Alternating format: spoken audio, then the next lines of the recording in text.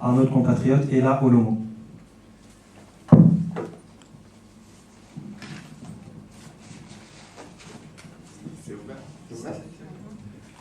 D'abord, je voudrais vous remercier et dire bonjour à tous. Je remercie les organisateurs et je remercie tous ceux qui ont bien voulu être présents ce jour. Je vais aller droit au but. Je représente ici le mouvement Gabon Debout. Moi, je ne suis pas venu à cette réunion pour faire les beaux discours. Les choses sont claires. Ali Ben ne veut pas de la conférence nationale. Qu'est-ce qu'il faut faire? Les beaux discours, on en a tellement écouté. Je pense qu'il a été suffisamment clair. C'est vrai qu'il y a quelques jours, 2 jours, il a un peu reculé en disant qu'il est pour une concertation nationale. Je pense que les Gabonais ont suffisamment été dupés comme ça. C'est fini. Quand c'est fini, c'est fini. Il n'y a pas de négociation pour la conférence nationale. Elle doit se faire avec ou sans Ali. Elle doit se faire avec ou sans le PDG. Le PDG n'est pas le Gabon. Ali Bongo n'est pas le Gabon. Les hommes passent, le pays reste. Le peuple doit avoir son pouvoir.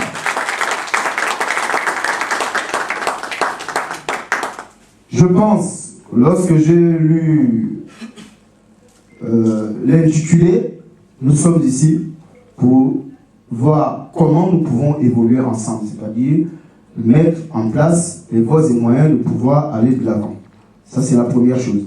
La deuxième chose, nous sommes ici pour voir comment est-ce que nous devons organiser la conférence nationale. Qui doit organiser cette conférence nationale? Moi, ce n'est pas Mbobam qui doit organiser la conférence nationale. Il est hors de question que ce soit des gens qui ont volé le pays pendant plus de 30 ans, qu'ils soient encore à la tête de l'organisation d'une conférence nationale. Le Gabon a suffisamment de cadres qualifiés à qui on peut confier l'organisation d'une conférence nationale. Moi, je pense qu'on est là pour trouver déjà les voies et moyens de trouver ces personnes ressources qui vont organiser cette conférence nationale. Il faut comprendre une chose aujourd'hui. Nous devons négocier pas avec Ali et Saman. Nous devons plutôt négocier avec la communauté internationale afin qu'ils nous soutiennent, pourvu que nous soyons dans la légalité. Nous n'allons pas être seuls. Nous devons avoir la communauté internationale derrière nous, afin de nous soutenir pour réaliser le Gabon de demain. Je pense que voilà pourquoi moi et le mouvement Gabon Debout que je représente, nous sommes venus à cette réunion. Il est hors de question qu'on se mette encore à faire des discours, de dénoncer ceci. Ali Ben a prouvé au Gabon qu'il n'est pas gabonais. Moi, j'ai pris un extrait de son discours à lui-même qu'il a fait à l'Assemblée. Et il dit ceci.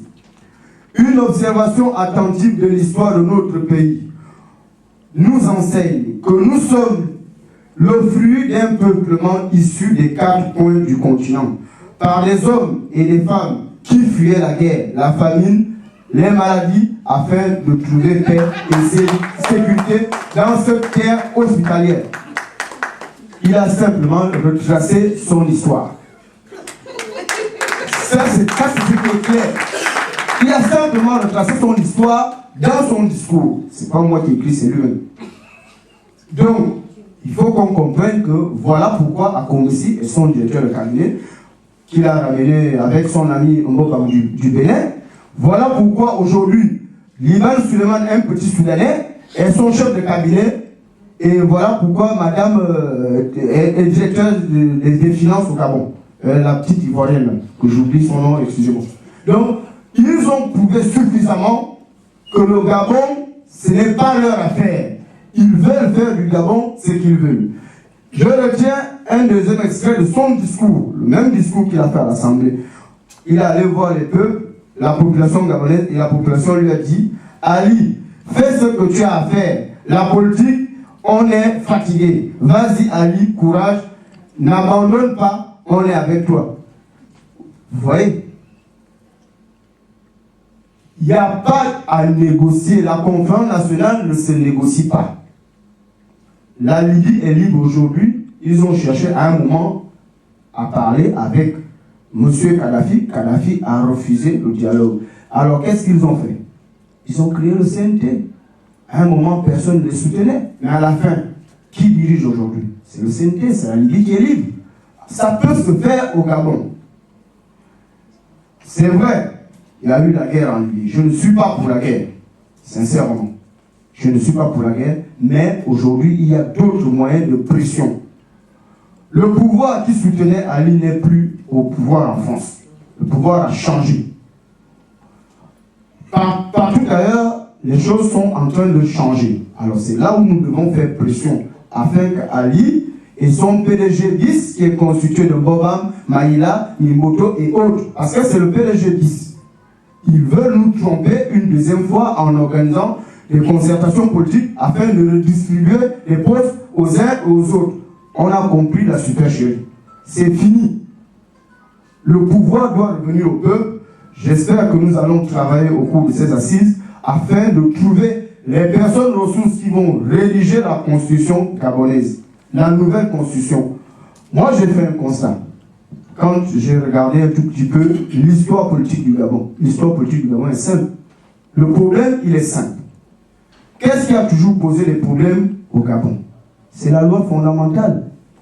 En 1960, lorsque nous devenons indépendants, le Gabon n'a même pas un licencié. Est-ce qu'on peut me donner la liste des Gabonais qui ont écrit la constitution gabonaise? Aucun. La constitution gabonaise a été écrite par les Français qui l'ont donnée, et c'est cette constitution qui a été modifiée en 61, 65, 67, jusqu'à 80, jusqu'à nos jours, qu'on modifie. C'est cette constitution qui est notre loi fondamentale aujourd'hui, n'a jamais été écrite par les Gabonais. Donc moi je pense que le problème, il n'est pas d'aujourd'hui, le problème, il est de 60. Parce que celui qui est le père de la nation, Léon Mba, c'est un monsieur qui a fait 15 ans de prison. Quelqu'un que l'administration coloniale a condamné en 1931, il est resté en exil jusqu'en 1946, et voilà comment, par je ne sais quoi, il devient père de la nation. C'est normal qu'il devienne un béni. Il accepte tout. Il fait tout comme il veut. C'est la même chose qu'il a transmis à Omar Bongo. Omar Bongo a créé le royaume Gabon. Voilà la réalité. La réalité, c'est que nous n'avons jamais eu une loi fondamentale dans laquelle tous les Gabonais se retrouvent. Et c'est ce qui a toujours causé les problèmes. Vous allez attaquer Ali avec la loi gabonaise, c'est pas possible, vous ne pouvez pas l'attaquer. Puisque la loi lui est favorable à tous les niveaux. D'où l'organisation d'une conférence nationale souveraine. Pourquoi je dis conférence nationale souveraine? C'est simple. Lorsqu'un État est indépendant, ça veut dire que le peuple a validé sa loi fondamentale. Il n'y a jamais eu de référendum constitutionnel au Gabon, de 60 à aujourd'hui. Il n'y a jamais eu de référendum constitutionnel.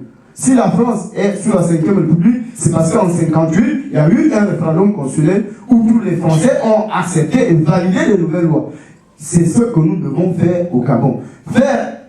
Réécrire une nouvelle constitution, la proposer aux Gabonais qui vont valider parce qu'ils vont se retrouver dans cette constitution, parce que ce sont les Gabonais eux-mêmes qui vont écrire cette constitution.